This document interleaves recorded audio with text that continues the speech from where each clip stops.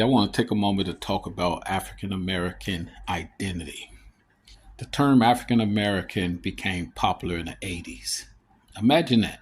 Someone came up with an idea on what to call those that was taken from Africa as captives and brought here. Call them African Americans. That way they can be part American, they can be connected to their African roots, African American in the 1980s. Now, what were we before that? Colored, blacks. But what were we before that? Slaves, 3/5 of a human. But what were we before that? Africans, migrants to the West Coast. But what were we before that? Israelites. But what were we before that? We were Canaanites. Yes, the land of Canaan was filled with the Africans that later became the African Americans.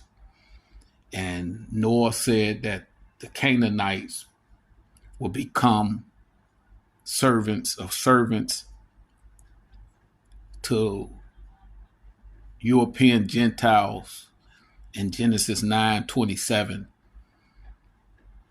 And so the Canaanites, who are the indigenous people to the land that we call Israel,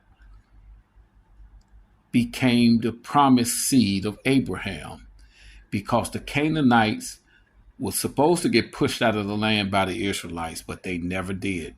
In Judges 3, 5, and 6 let us know that the Israelites, instead of pushing them out, they began to intermarry, making the Canaanites join to the seed of Abraham, descendants.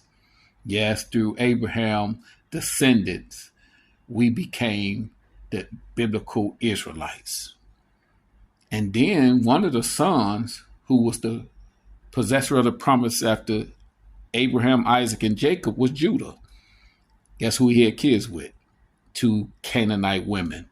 So you had the Hebrews through Isaac, you had the Israelites through Jacob, and you had the biblical Jews that came through Judah. And to fulfill the promise that Moses said, that if you fail God, you're going to be taken to a foreign land, sold. You was going to be taken captives, and you was going to serve 400 years. But one day God was going to restore you to the land of your forefathers. One day we're going to go back to the land they now call Israel, because we are the people. We are them.